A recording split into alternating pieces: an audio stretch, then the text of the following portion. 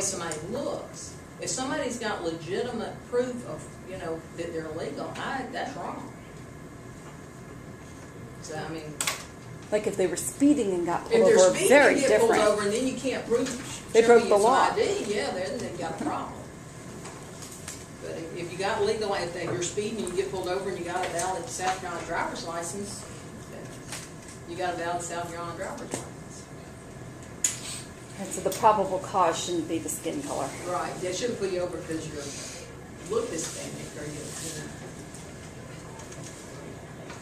I wouldn't have a problem with that. They might pull me over because, you know, I wear glasses, that's wrong. You know.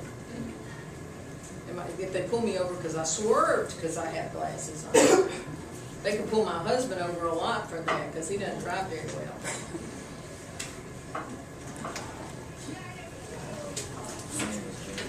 Nice and loud. 14, and I want to play football for USC. Oh, you gotta see. To what extent should government be responsible for creating jobs? Isn't it best left to the free market to stimulate job creation? I think that it should be left to the free market. I think government, you know, I think that, you know, if government should, if there's a way that they can help find jobs, you know, bring jobs into the state, if there's some way that, you know, we can encourage jobs to come into the state, sure. Should we go out and give all kind of great breaks to people? No. I mean, I think that we should encourage jobs to come into this state because people need jobs. Should we give people, I know where this is going. Should we give people unfair advantage? No. But I think we should encourage jobs to come into this state. The Michelins of this world, where would South Carolina be without Michelin and Boeing and the different corporations? Sure we need them because we need those jobs. You know, South Carolina can't, you're not going to have, you wouldn't have Walmart if you don't have Michelin because somebody's got to make money to spend at Walmart. You know, you got to have Michelin, you got to have, I mean, Shealy Electric, my husband's company, you got to have Michelin to have Shealy Electric because you got to have, I mean, one's got to feed off the other. You can't have one without the other. You know, you got to have somebody to buy the stuff. And to have somebody to buy the stuff, you got to have somebody to make the money to buy the stuff. So you got to have, it all works together. So if you don't have somebody making the money, there's not, you don't need the place to spend it. So it all works together. So free market's not going to work if you don't have somebody making the money. And Piggly Wiggly's not going to work if Michelin's not paying somebody to make the money.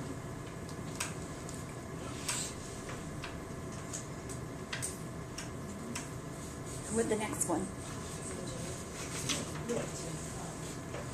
If you were, I'm sorry, I apologize. I'm 3, I'm 17, and I want to go to USC on a track scholarship and major performing arts. If you were Senator Shealy last week, how would you have voted in the Amazon tax break deal? What do you say to the critics that are concerned that South Carolina will always be up for sale? If I were Senator Shealy and I could vote for Amazon to come to South Carolina, I would vote for Amazon to come to South Carolina. And I'm going to tell you why, because I've already told you, my husband needs jobs. And South Carolina needs jobs, and one feeds off the other.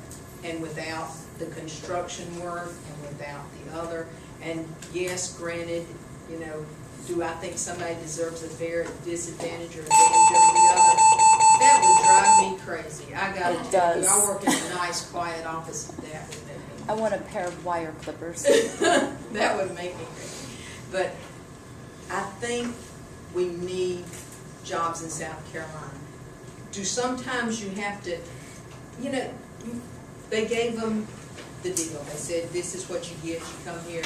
Do we need the jobs? Yes, we need the jobs. And to get Amazon to come here, if it took that, those people that make $12.95 an hour are going to go to Walmart and buy groceries. They are going to go to the mall and buy clothes.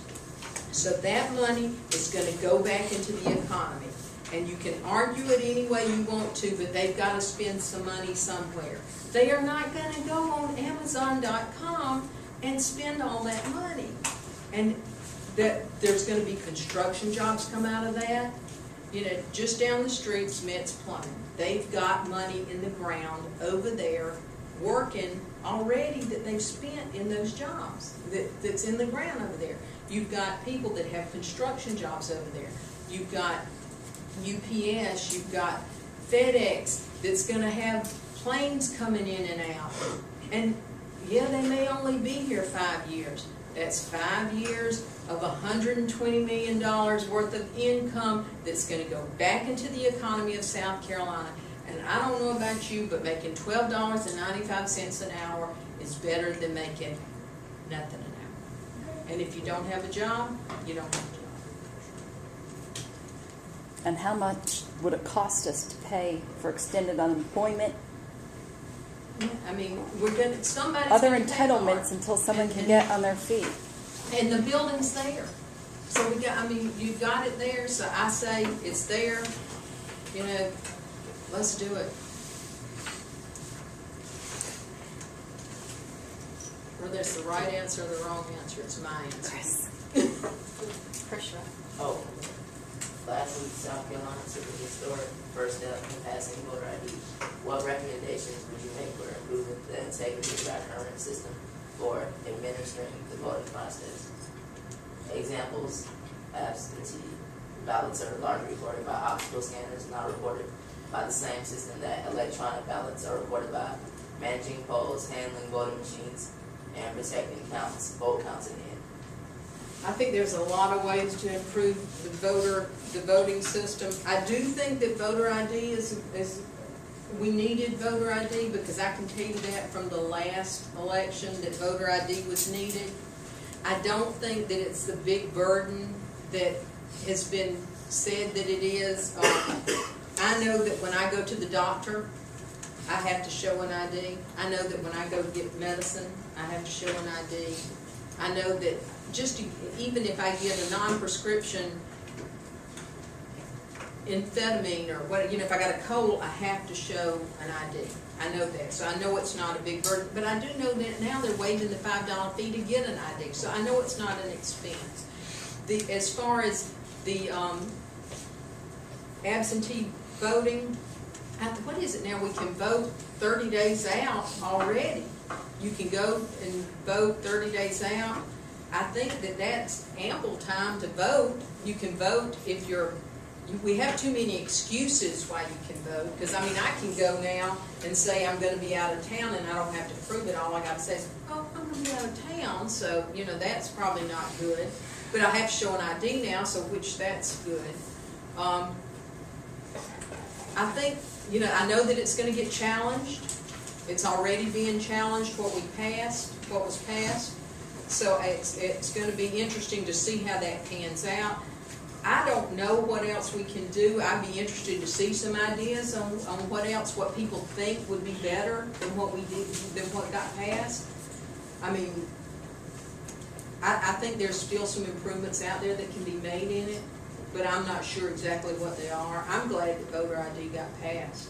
I think that we needed it. I think there's still some things that need to be done to secure the ballot integrity. I don't know that voter machines are the best, that it's good and honest and everything's on the up and up, because I think there's a lot of dishonest people in the world.